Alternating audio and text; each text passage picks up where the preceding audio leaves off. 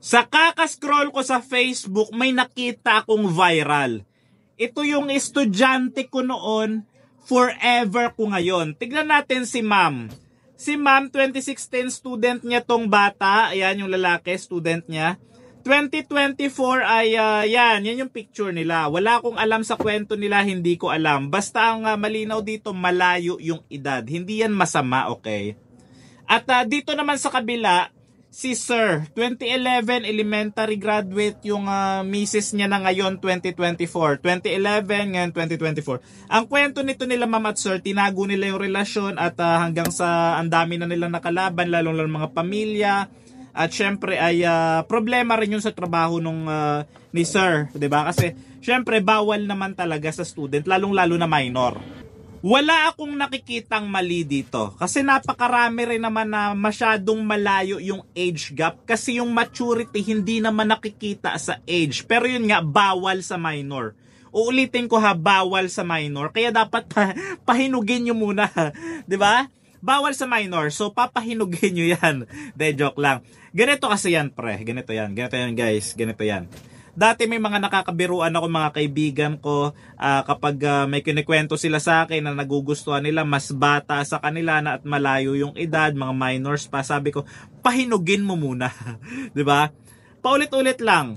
May nagugustuhan sila mas bata, same thing rin sa babae ko, mga kaibigan, may nagugustuhan sila na mas bata, minor pa na lalaki, gano'n. Sinasabi ko, pahinugin mo muna, 'di ba?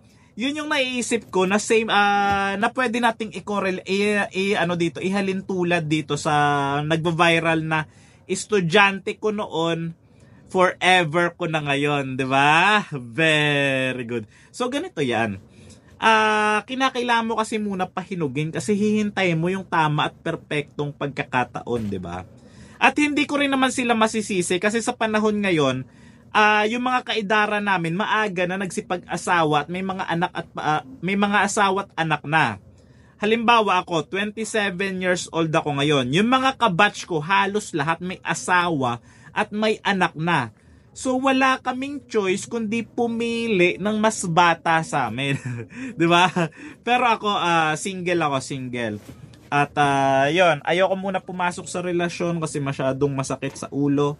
So anyway, kinakailangan muna pahinugin. Yun yung kasi yung yun yung naisip ko dito sa teacher, sa estudyante ko noon, forever ko na ngayon. Napakarami rin namang artista na masyadong malayo yung age. Rico Blanco, Maris Racal, Bossing Vic at Pauline Luna, napakarami pang iba. Masyadong malayo yung age gap pero wala yan sa age, okay? Yung maturity yung dapat tignan. Halimbawa, papasok ka sa relasyon, masyadong malayo yung age nyo. Hindi, dapat hindi siya minor ha, dapat hindi siya minor. Kapag masyadong malayo yung age gap, siguraduhin mo na matured yung magiging partner mo na pipiliin mo. Kasi kapag immature yan, para kang kumuha ng bato na mo, 'di ba? Kapag malayo yung age gap nyo, dapat siguraduhin mo na matured siya mag-isip. Kasi kung isip bata yan, kawawa ka dyan, okay? At hindi age yung basehan ng maturity. The way kung paano siya mag-isip, gumawa ng mga decision making, at yung mga priority niya sa buhay, kung ano yung mga inuuna niya, ganon, dapat tingnan nyo yung maturity. Hindi masama pumatol sa mas bata, hindi masama pumatol sa mas matanda, pero make sure na pareho kayong matured.